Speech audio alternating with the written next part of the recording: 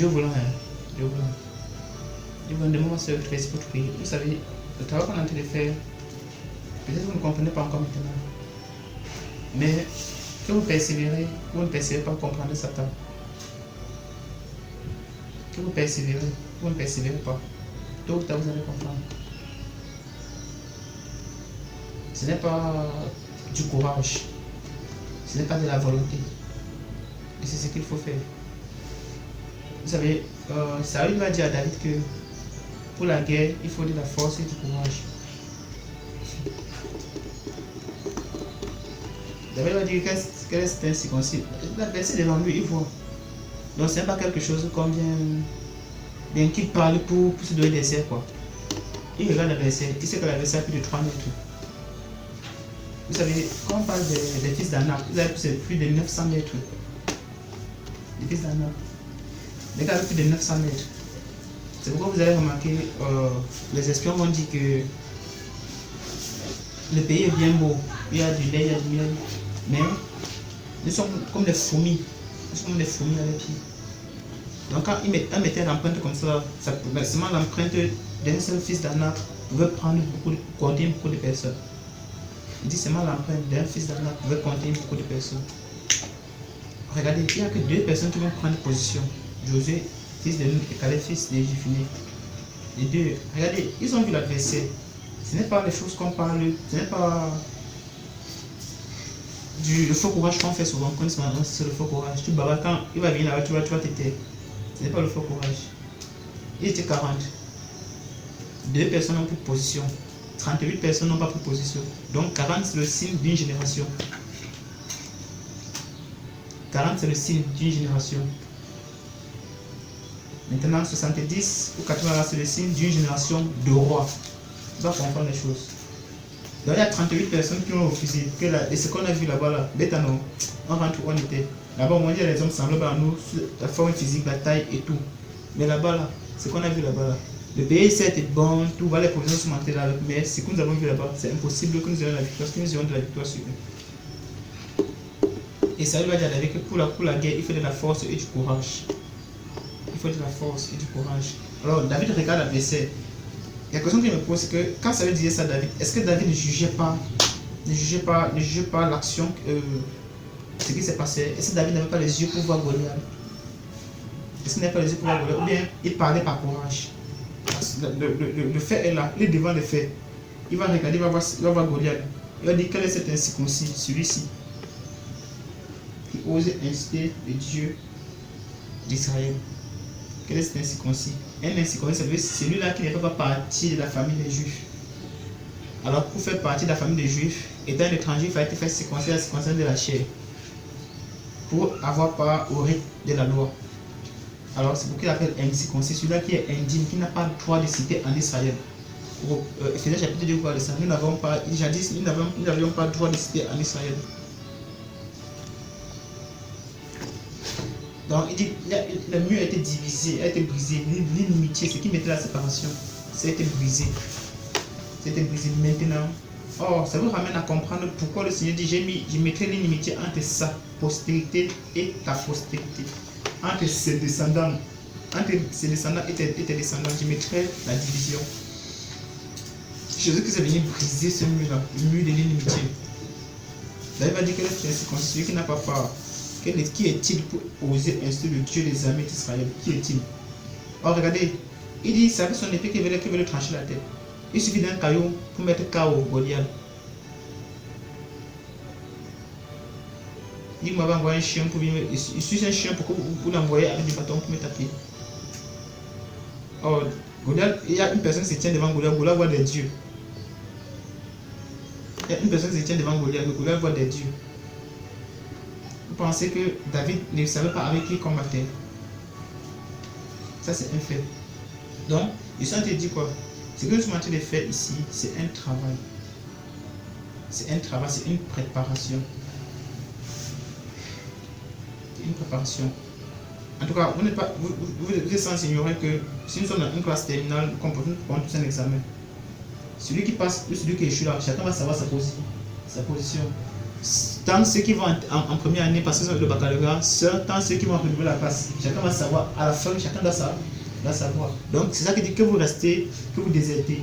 À la fin, là, chacun saura sa position. Chacun verra s'il a bien fait de rester, s'il a mal fait de rester. Chacun saura cela. Vous voyez, que vous ensemble, Jésus-Christ, après avoir choisi 12 personnes, choisit encore 70 personnes. Il leur donne l'autorité, il leur donne la puissance, il leur donne l'autorité. Il leur confie cette charge, allez. Et rien ne doit vous résister. Ils sont revenus, ils ont commencé à se réjouir. Que même les démons, parce que la chose la plus difficile, ou bien la chose qui excite les gens dans le Seigneur, c'est lorsqu'ils chassent les démons. Ne vous inquiétez pas. Or, on ne peut chasser les démons que par révélation. Donc ça veut dire qu'ils savaient contre qui ils combattaient. Ils voyaient l'adversaire, ils imposaient à l'adversaire le silence. L'adversaire était silencieux. C'est pas l'histoire qu'on a fait aujourd'hui. Au nom de Jésus, au nom de Jésus. On ne voit même pas contre quoi on combat. Ce n'est plus les histoires, les jamais. Que ça a besoin d'un boum. On dit que Dieu m'a utilisé des livres. Il y a pris pour quelqu'un. Ça t'en fait d'orgueil. Là-bas, ils savaient qui était l'adversaire. Ils disent même les démons sont soumis en ton nom. Dieu qui va regarder. Il va regarder plus loin. Il va voir un futur lointain. Il va voir dans le futur du commencement. Dans un passé lointain, dans le passé du commencement. Il va dire, je voyais Satan tomber du ciel comme un éclair. Avec ce qu'il les regarde, il dit, ne vous réussissez pas que le nom soit écrit. Ne vous réussissez pas que le démon vous soit soumis. Ce n'est pas ce qui est important. Mais plutôt que vous persévérez avec moi jusqu'à la fin. Ça, c'est un fait. Et c'est arrivé. En fait, il devrait plutôt se réjouir que le nom soit écrit. Mais la question que moi je pose, Jésus allait appelant, ne savait-il pas, dès le passé ancien, que le nom n'était pas écrit? Pourquoi donc il s'est choisi?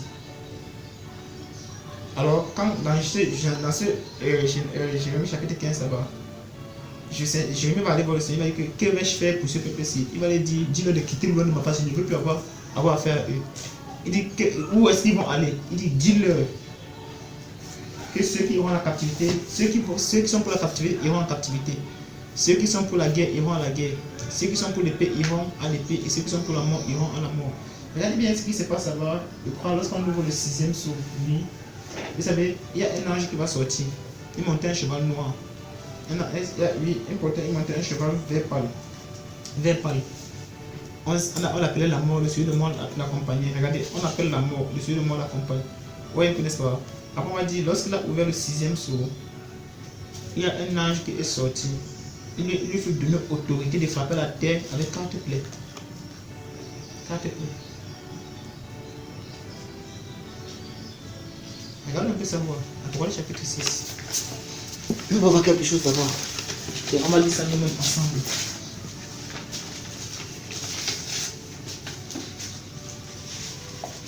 Donc, regardons à partir du verset, d'écouter un peu le livre du chapitre 6 d'Apocalypse, un peu, on peut souvent le voir.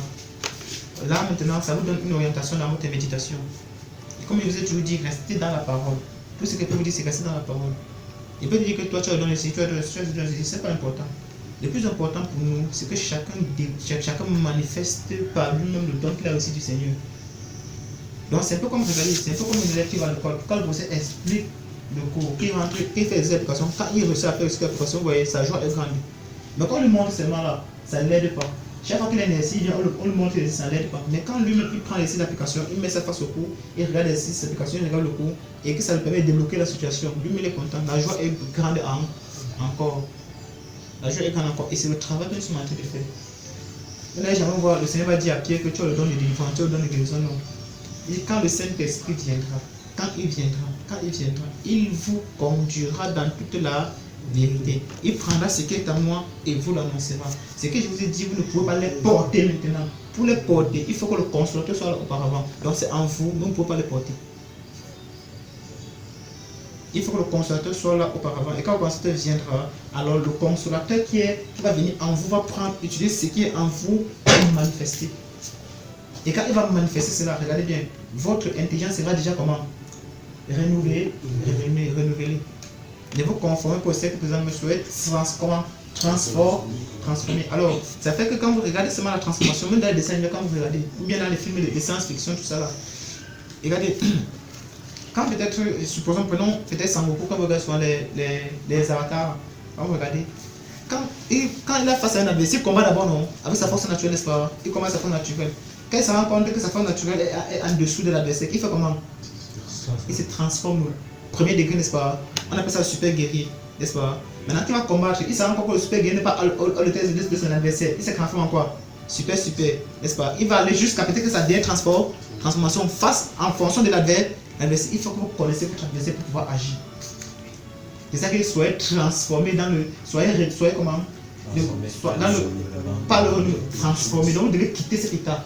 Vous devez entrer dans un autre état. C'est ce qu'il est en train de dire. Les satanistes ont bien compris la chose là. Je vous le dis, les satanistes ont bien compris la chose là. C'est un peu comme ça, je rentre dans mon enfance, je vous explique quelque chose qui était passé dans mon enfance. Pour vous montrer que la sage qui a fait accoucher ma mère était obligée d'entrer dans un autre état. Vous comprenez ce que je dis? Pourquoi?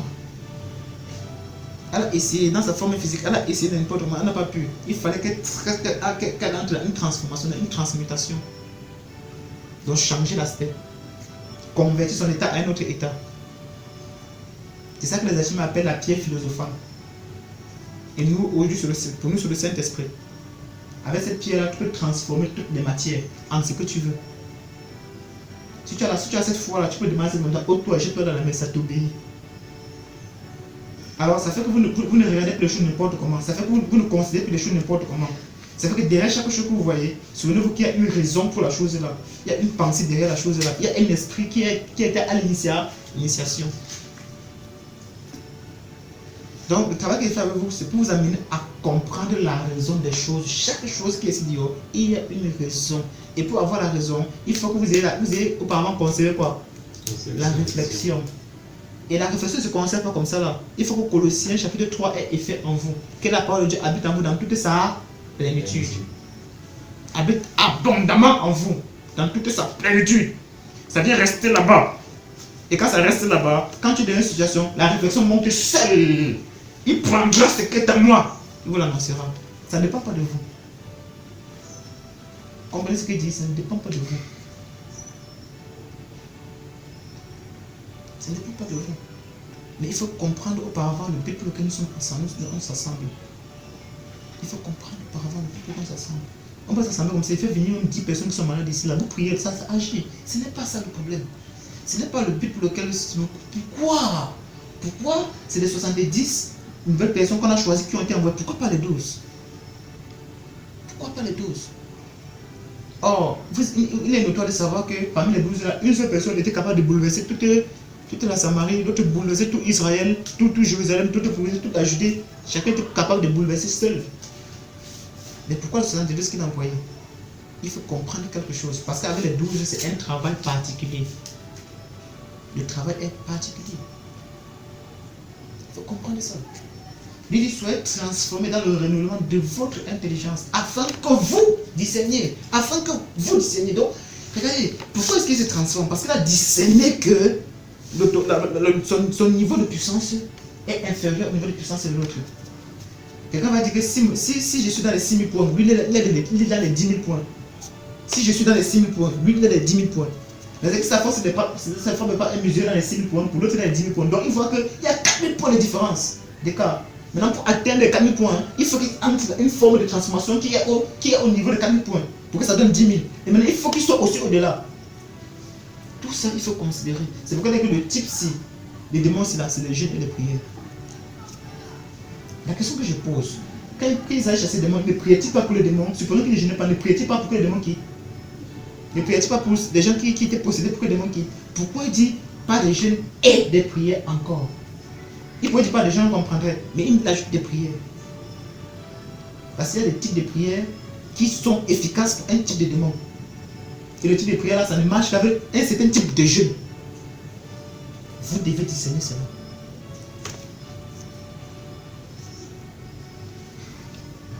Nous devons discerner cela, si vous voulez.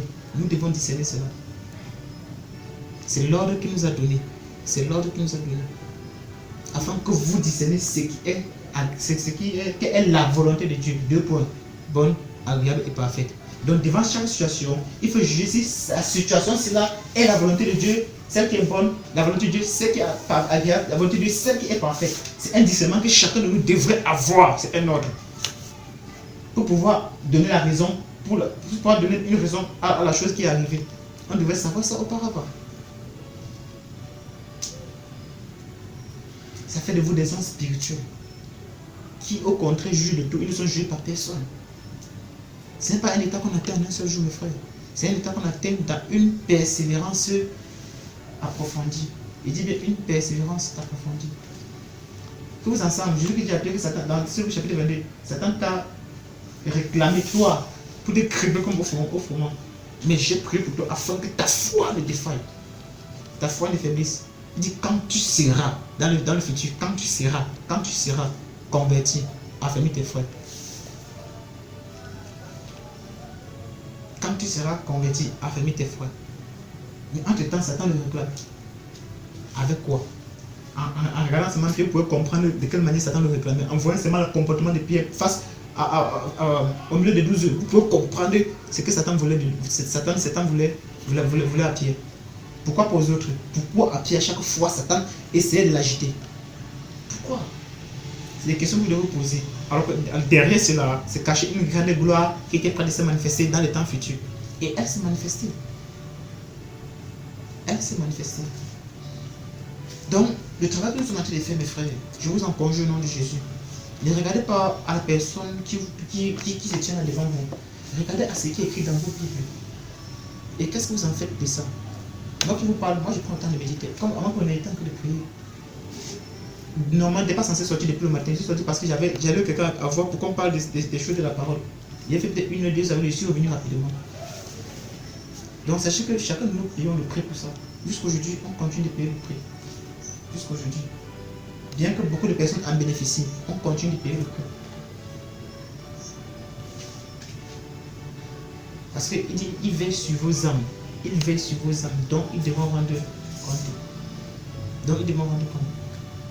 Et plus tu avances avec le Seigneur, plus tu es exposé. Plus tu es la cible. C'est pourquoi vous allez voir 15 enfants, peut-être le bac à 15 ans, le cache. Pourquoi?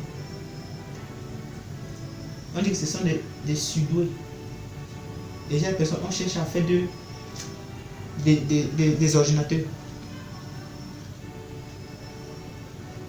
Que ça ne soit pas le comme le nom de Jésus. Mais regardons, moi je toujours dit, fixez les regards dans vos Bibles. C'est ça l'essentiel. On avait lu le psaume 110, verset 4. Tu as prescrit tes statuts afin qu'on l'observe avec soin, puisse mes voies être bien réglées. Tu as prescrit tes statuts pour qu'on les observe avec soin, puisse mes voies être bien réglées. Moi je me rassure que ce que je regarde ici à l'intérieur, c'est ça que je mets en pratique. Un point, un trait. Tous ensemble. Voilà l'apôtre Paul, il prêche chez les Béréens. La Bible nous enseigne qu'ils examinaient chaque soir ce que disait Paul pour voir si cela était scripturaire. Pas pour donner leur avis, pas pour donner une interprétation quelconque, pas pour donner une critique. Non, ce n'était pas le but. On disait avec des sentiments plus nobles encore. Regardez le témoignage qu'il donne les Thessaloniciens. Regardez le témoignage que l'apôtre Paul donne aux Thessaloniciens. Il dit la preuve de votre amour, de votre charité, de votre persévérance a éclaté jusque dans la caille. Mais il va dire que les Béréens avaient des sentiments plus nobles encore que ceux des Thessaloniques. Alors que ceux des Thessaloniques ont rendu un très bon témoignage. Comme vous avez abandonné, vous êtes pour servir le Dieu vivant, qui est Thessalonicien. Mais regardez le témoignage comme deux Béréens sur les Thessaloniciens. Donc vous comprenez que le fait qu'ils examinaient les Écritures n'était pas pour critiquer, n'était pas pour montrer, donner une approche, mais c'était pour s'attacher davantage aux Écritures. Ne vous inquiétez pas. Après, de que le péché est attaché dans ma chair. Donc, personne ne peut enlever le péché en lui. Personne. L'autre a oublié. Oubliez ça. Oubliez ça. Il y a une seule voie qui mène dans la vie. Une seule voie. Je suis le chemin, la vérité, la vie. Je suis le bien. Donc, il est le bien. Il est le bien. Alors, prenons un exemple. Vous savez, il faut que je vous interpelle comme ça le plus souvent pour que vous reveniez dans votre bon sens.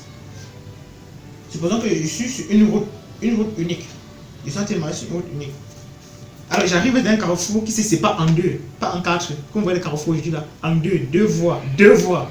Je dois emprunter une voie. Que je le veuille ou non. Ou je reste là-bas. Et si je reste là-bas, je stagne. Il faut que j'avance. Et pour avancer, il faut emprunter une voie. Quelqu'un me dit que voici la voie du bien, voilà la voie du mal. Choisis. Ok. Jugeons ça ensemble, mes frères. Si je prends la voie du bien, c'est d'accord. Sur la voie du bien, c'est là. Je vais forcément rencontrer des obstacles, pas vrai? Oui. C'est vrai, n'est-ce pas? Oui. Vous pensez, vous et moi, que sur cette voie-là, qu'elle va rencontrer des obstacles. Il y a des obstacles qui vont devoir mentir pour m'en sortir, pas vrai? Pas vrai? Oui, c'est vrai. Et quand il veut mentir là, c'est le bien que c'est faux sur le mal. Et quand c'est fait le mal là, je ne suis pas sur la voie du bien. Faites très attention. Prenons maintenant le côté ici là. Quand il emprunte l'autre côté ici là, il va rencontrer des obstacles, n'est-ce pas? Et des avantages, n'est-ce pas? Il y a des avantages là-bas qu'il va devoir dire la vérité pour traverser, n'est-ce pas? C'est ça qui fait le bien ou le mal. C'est pourtant que ce soit la voie du bien. Faites attention. C'est pour montrer la différence qu'il y a entre le bien et le. D'après la pensée du Saint-Esprit. D'après la pensée du Saint-Esprit. Il met seulement ça comme ça, il met l'équilibre là pour que ça reste d'abord là-bas. Maintenant, quand on va rentrer dans les Écritures, vous allez commencer à comprendre certaines choses. Vous allez commencer à comprendre certaines choses. Il met d'abord l'équilibre d'abord comme ça. Pour que vous commencez à comprendre certaines choses. C'est pourquoi il est écrit dans 1 Thessaloniciens chapitre 5 là-bas que c'est lui qui le fera. Pas vrai? Pas vrai? C'est lui qui le. En tout cas, de toute manière, le sang de la chair peut faire le royaume. Donc tu peux te dépasser ton sang et ta chair. C'est une impureté. Nous sommes d'accord. Dans le fait que tu portes un corps, un sang et dans un corps dans lequel il y a le sang là, ça fait de toi quelqu'un d'impur, déjà. Dans la vie, tu peux faire tout le bien du monde. Le fait que tu portes un corps, ça te saoule, ça te retient captif. C'est pourquoi il t'a dit qu'il a notre corps qu'il a formé pour toi. Subitement, nous serons changés, n'est-ce pas?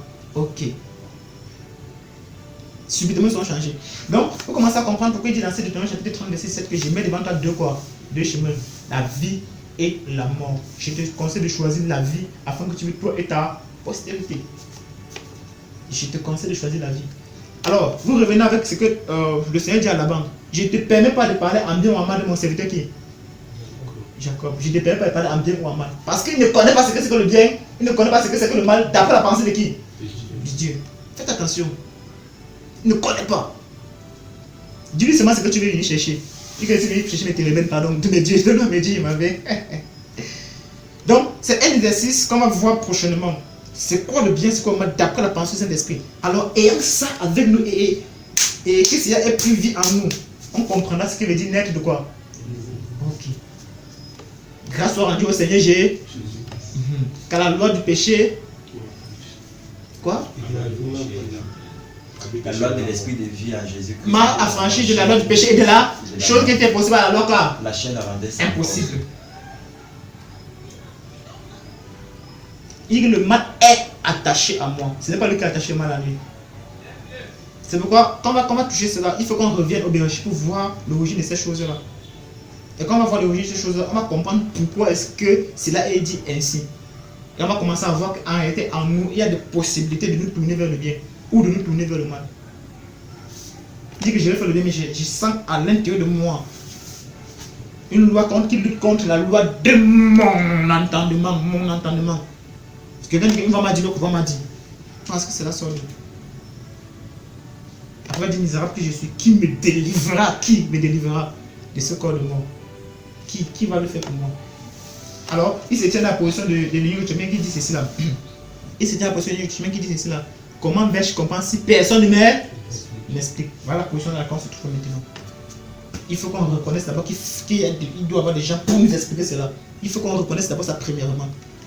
Nous ne sommes rien dans le gouvernement, nous ne sommes rien dans la société, dans le domaine financier, bien dans l'investissement. Mais on se prend pour et c'est pas même pour le peuple que le président de la République.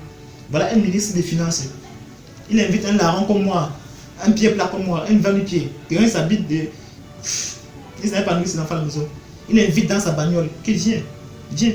Il laisse tout son humilité, toute sa gloire. Il laisse tomber toute sa gloire. Il vient m'expliquer les choses ici, moi je comprends. Maintenant aujourd'hui là, même manger nous dépasse. Quand quelqu'un vient nous expliquer les Écritures, on commence à philosopher. On doit faire très attention.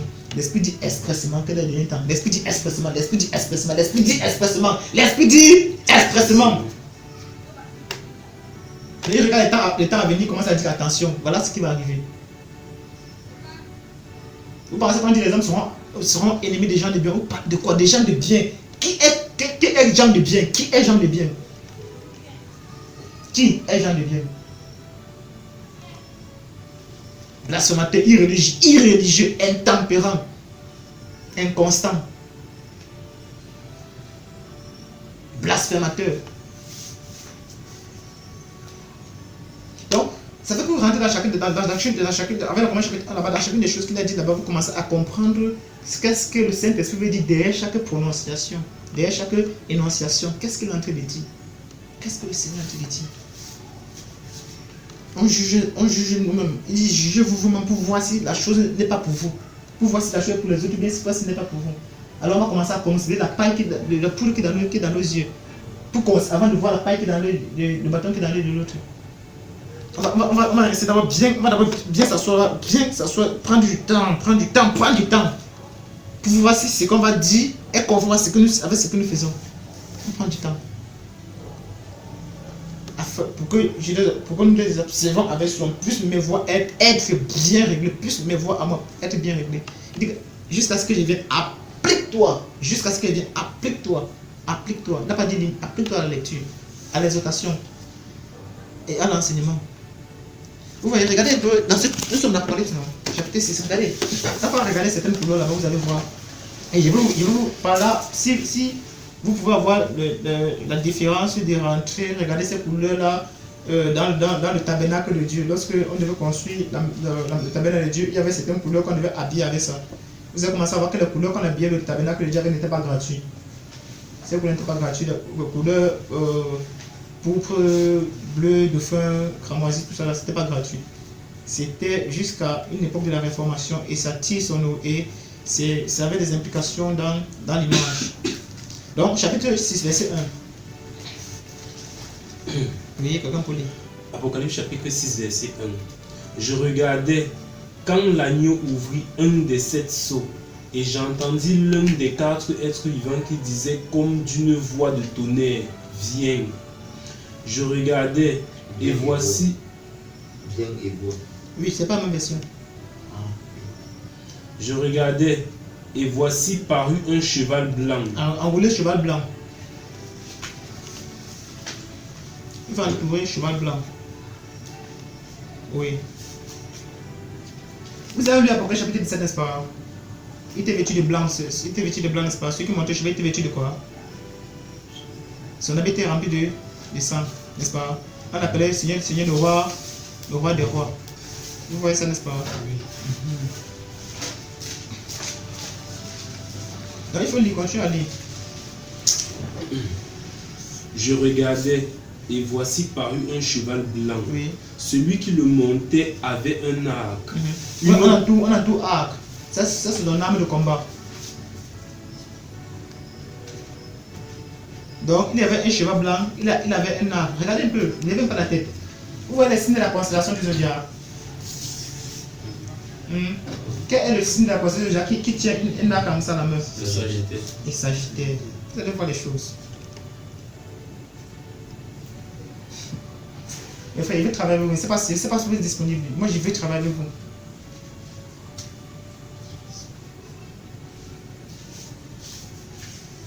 Il veut bien travailler avec vous. Moi, je ne sais pas si vraiment vous êtes de tout cœur avec ce que travail que ça va faire.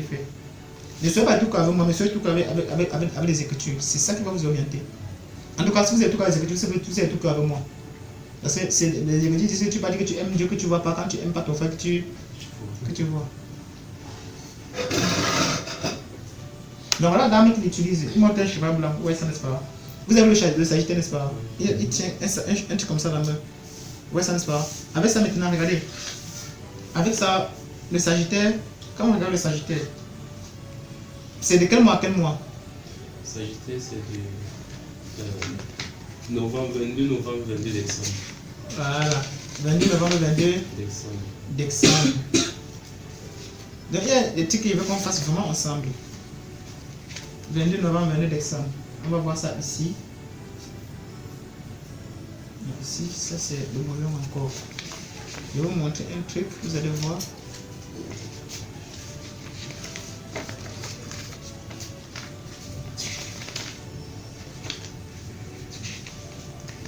Regardons ça ici.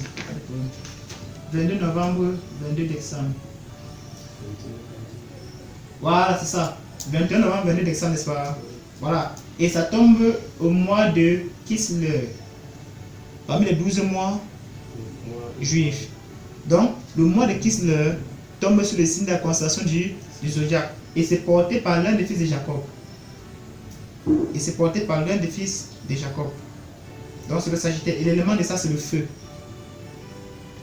Donc, vous regardez ici, c'est-à-dire le mois de Kislev, c'est le 40e mois. 1, 2, 3, 4, 5, 6, 7, 8, 9e mois. Voilà ça, c'est le 9e mois. C'est porté par Kislev. Et c'est la tribu de c'est Benjamin. Regardez, avec ça, il y a un truc que quand on va pousser, il y a des choses que nous allons voir. Vous allez voir pourquoi est-ce que le Seigneur défend l'astrologie.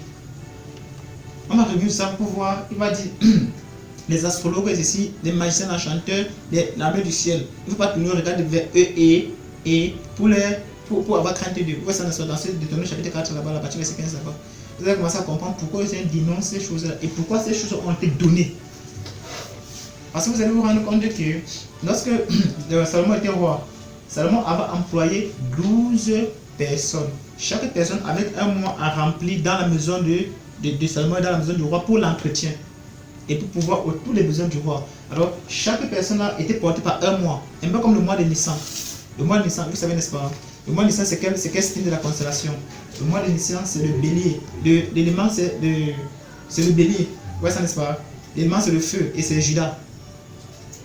Vous voyez ça, n'est-ce pas? Or, remarquez bien, lorsque là-bas, l'Abraham devait donner son fils Isaac, vous voyez ça, n'est-ce pas? Qu'est-ce que Dieu a pourvu? Qu'est-ce que Dieu a pourvu? Qu'est-ce que Dieu a pourvu? Qu'est-ce que Dieu a pourvu? Il a pourvu un mouton, quelque chose de... N'est-ce pas? Disez non, Genèse chapitre 22. Non, laissez quelqu'un lire. Vous allez voir quelque chose. Alors, vous voyez que le bélier, c'était un animal qu'on donnait en sacrifice. Et c'était l'image de Christ qui devait être sacrifié. Il y avait le bélier, il y avait le taureau. Le taureau porte les quoi? Les cornes. C'est pourquoi vous allez voir Daniel. Il va expliquer qu'il a vu un taureau qui avait deux cornes. Il y avait une autre corne sortie au milieu.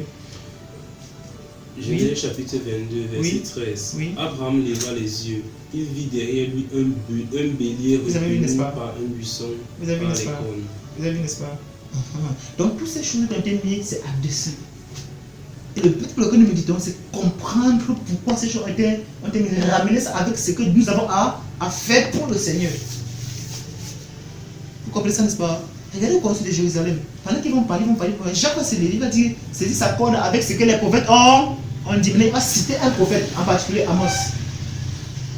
Amos chapitre 9, versets 11 et 12. Avec je suis David.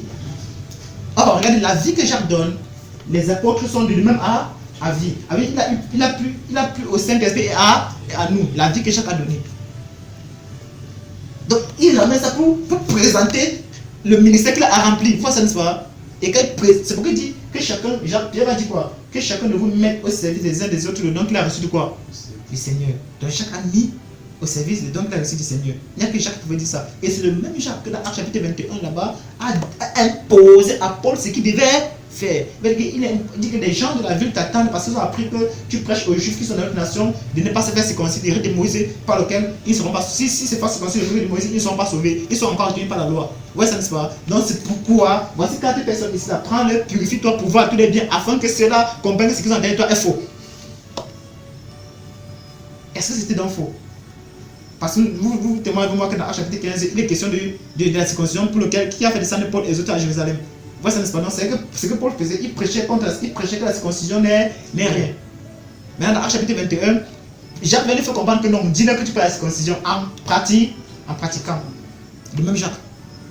Que vous en savez, mes frères. Donc, le travail que nous sommes en train de faire, c'est de comprendre la pensée du Saint-Esprit derrière chaque parole. Et ramener ça à nous pour comprendre ce que nous sommes appelés à faire. Tout simplement. Afin que chacun va mettre nos services des uns des autres. Donc, il a aussi dit du Seigneur. C'est ce travail-là. C'est ça, découvrir son identité en fait. Découvrir son identité. C'est le moyen le plus certain par lequel Dieu nous parle. Que nous pouvons avoir la conviction que Dieu nous parle.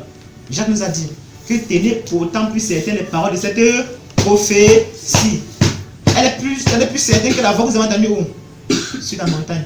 Elle est plus certaine encore que la voix que vous entendez sur la montagne. C'est la voix qu'elle a donnée sur, c'est mon fils est à qui je me plais à demeurer. Les paroles de ces prophéties sont plus certaines que cette voix que nous avons entendue. Comme une lampe qui brille dans un lieu quoi? Obscur. Jusqu'à ce que vienne sur vous quoi qui? L'étoile du matin. S'élève dans vos cœurs. Donc ce n'est pas encore levé dans vos cœurs, le lieu est encore obscur. Il faut la lumière. Il faut le Saint-Esprit. C'est lui qui éclaire. Donc vous voyez que donc les trucs que vous avez entourés là, entourés seulement vous laissez. On va revenir ça un peu. On va revenir ça un peu. Vous voyez que l'arme qu'il utilisait c'est quoi? C'était l'arc. Une couronne lui fut donnée. Et il partit en vainqueur pour faire comment? Pour vaincre. Oui, chapitre 2, verset 3. Verset 3. Quand il ouvrit le second sceau, Oui. j'entendis le second être vivant qui disait viens. Oui. Et il sortit un autre cheval. Donc, vous entourez cheval roux. Roux, ça veut dire quoi? Rouge.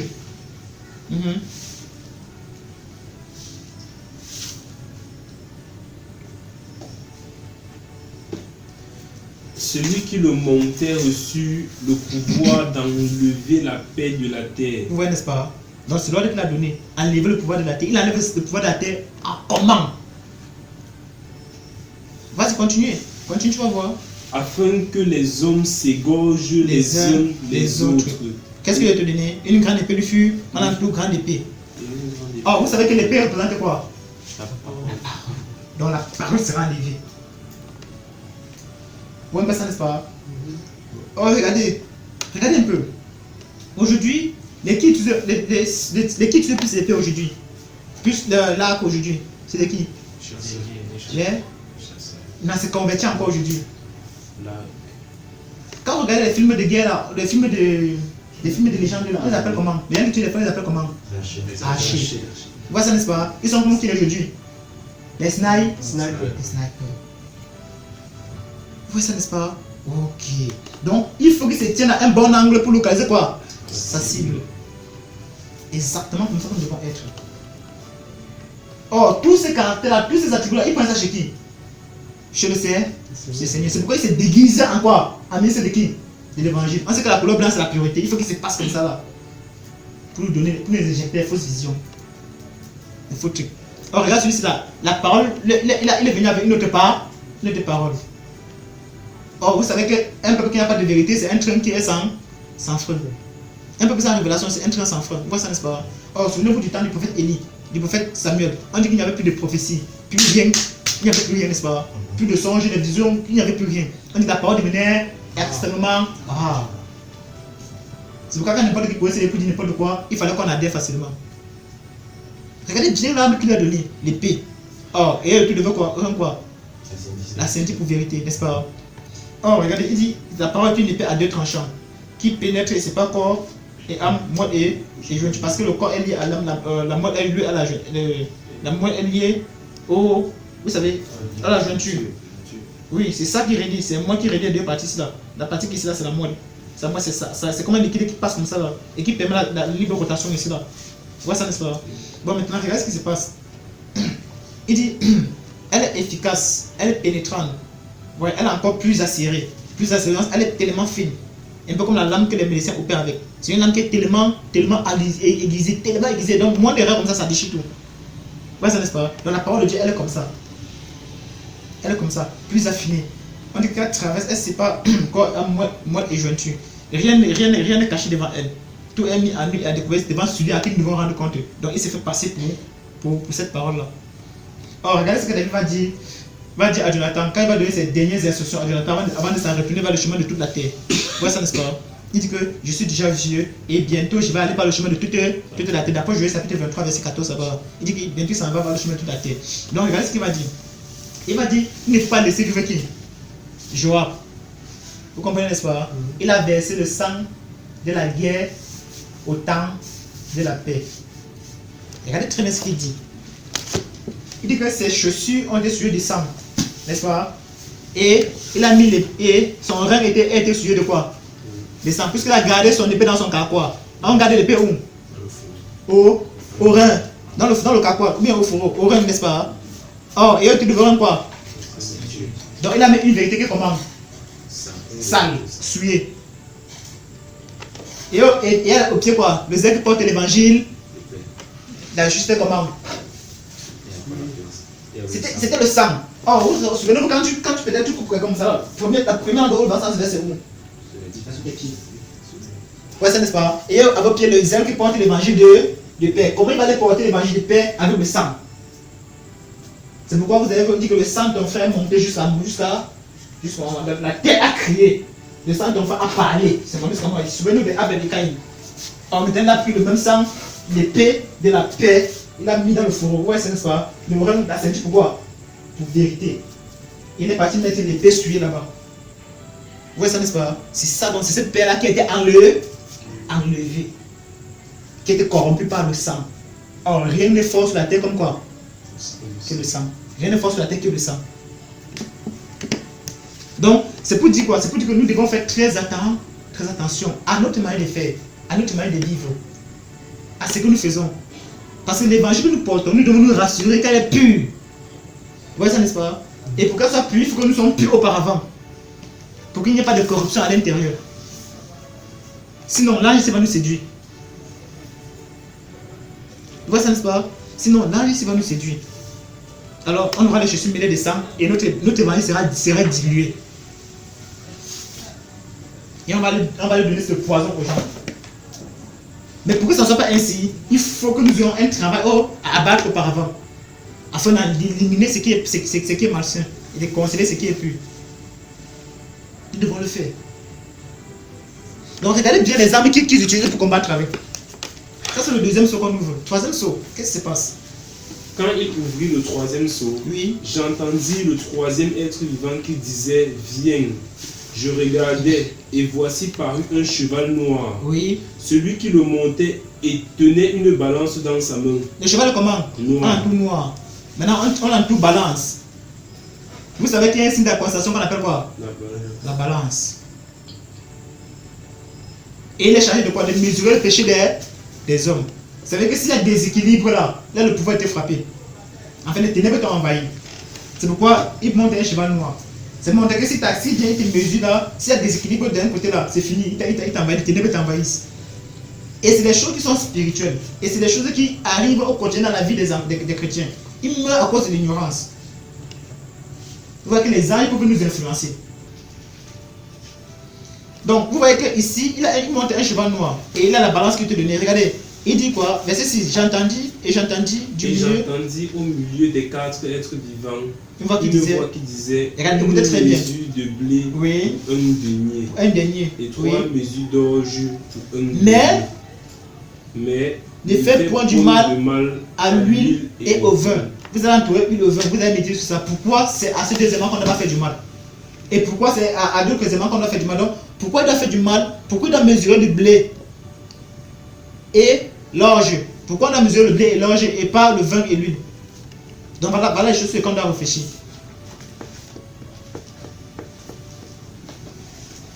Donc, verset 6, verset 7.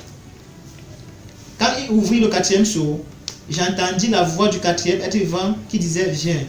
Verset 8, je regardais et voici, parut un cheval de couleur verdâtre ou bien vert pâle. On va trouver la couleur là. Vous savez très bien quand quelqu'un commence à mourir, ça peut commencer, son corps commence à changer, il devient comment? Pâle. Vous savez ça, n'est-ce pas? S'il devient pâle, la Bible dit que quelque chose devient le chercher.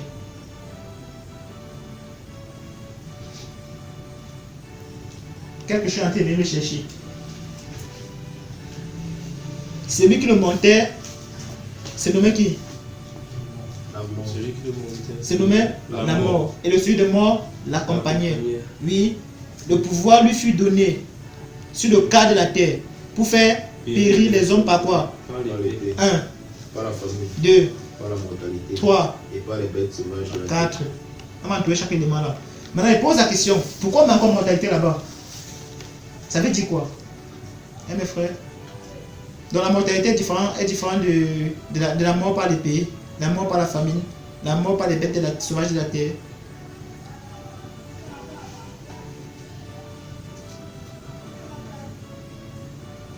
Vous comprenez ce que je suis en train de dire? Pourquoi on est obligé de mettre une mortalité là-bas? Parce que c'est la mort qui est venue.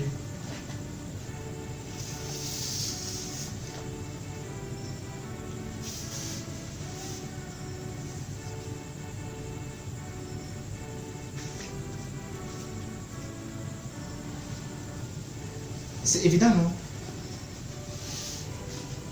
C'est évident de comprendre ça, non? On dit pas l'épée, pas la famine, pas la mortalité, et pas les bêtes de la terre. Donc, chaque fois que vous allez lire l'Ancien Testament, vous allez vous rendre compte que il y avait toujours 4 fléaux qui frappaient la terre avec. 4 fléaux. Vous allez lire l'Ancien Testament, vous allez voir que 4 fléaux. 4 fléaux. C'est pourquoi quand Paul vient, Pierre vient, il met 4 bornes. Ceci, cela, il met 4 bornes. Il ne faut pas ça au hasard. C'est pourquoi il y a 4 évangiles. Chacun a sa position pour contrecarrer un fléau. Il ne faut pas faire autrement. Vous ne pouvez pas faire autrement. C'est pourquoi il y a 4 anges qui se tiennent, le pied sur la tête au ciel. Ils attendent seulement que l'ordre leur fut donné pour qu'ils frappent. Ils se tiennent aux 4 vents de la terre.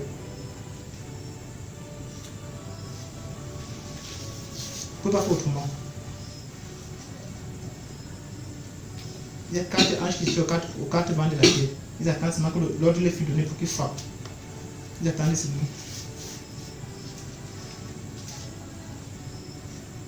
Il dit on ne peut pas faire autrement, c'est pas possible. Donc regardez, le mot mentalité c'est là, vous savez, quand quelqu'un meurt souvent, on demande papa il est mort, n'est-ce pas? On peut dire qu'on a tiré sur lui, non? Il est mort de coups de fusil.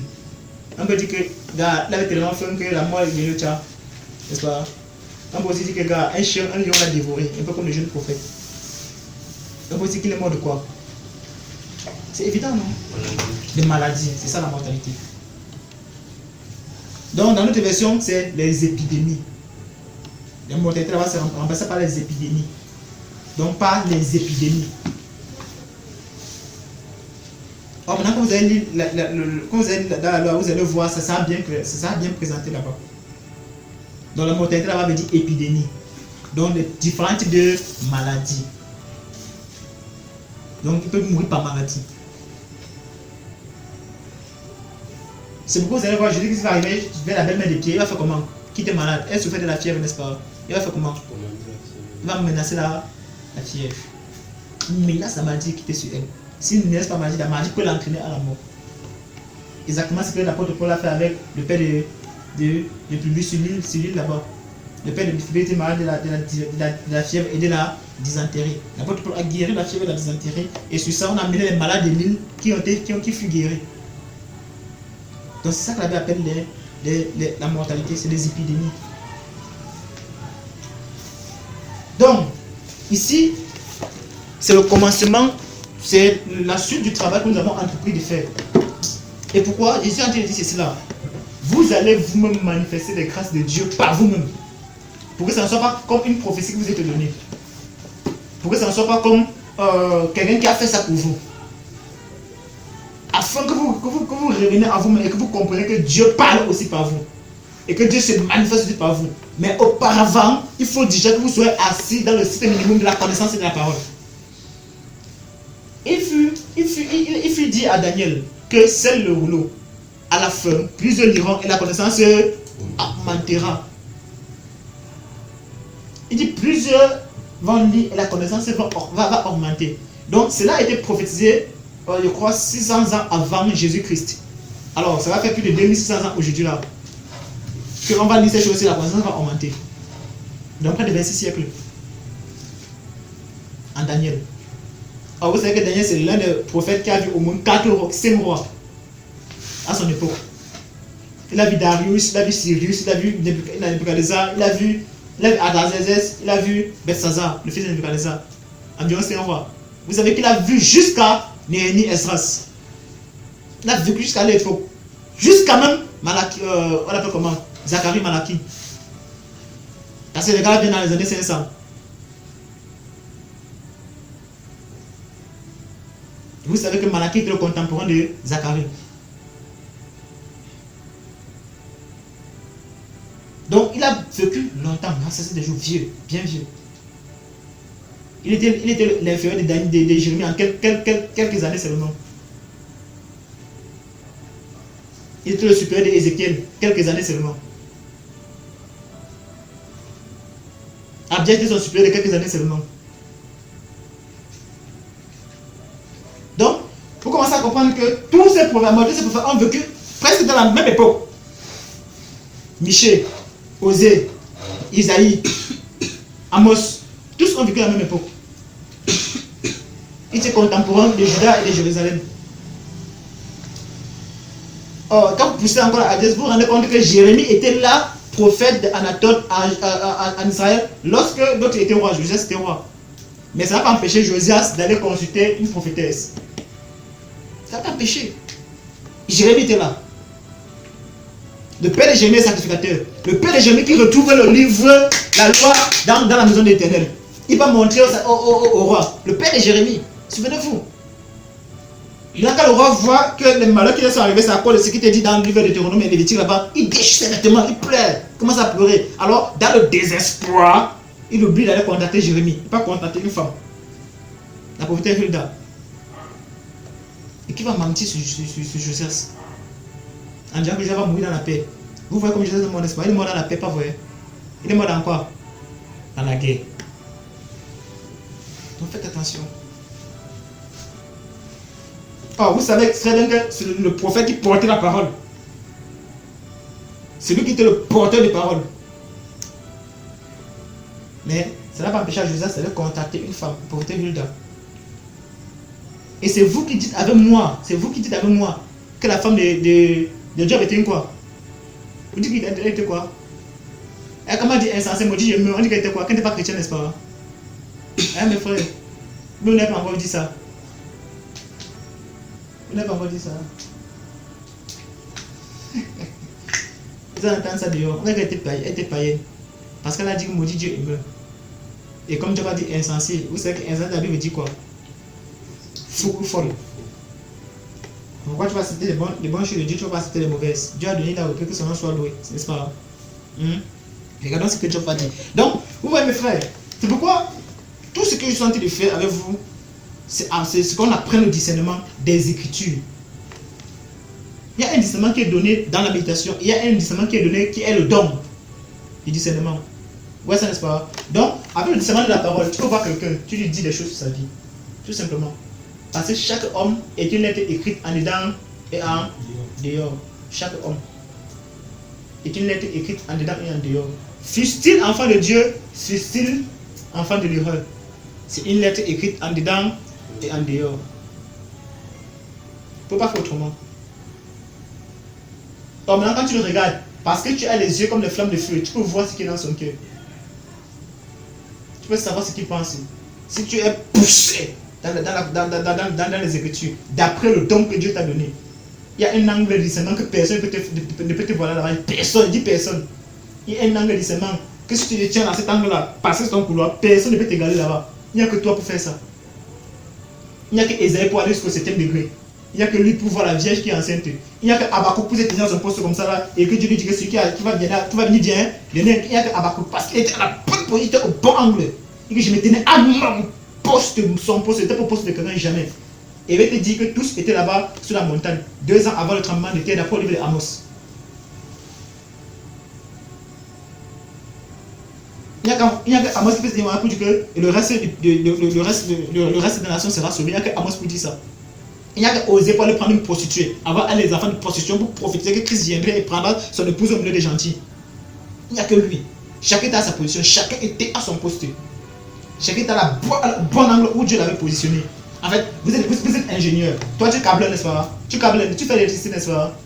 C'est ce que tu fais, n'est-ce pas? Tu fais l'électricité dans la maison, n'est-ce pas? Alors, si tu donnes un plan d'électricité, tu sais comment, si tu donnes qu'on fait le plan, parce que tu n'es pas là. Si la personne ne fait pas selon le plan que là-bas, tu vas approuver ça.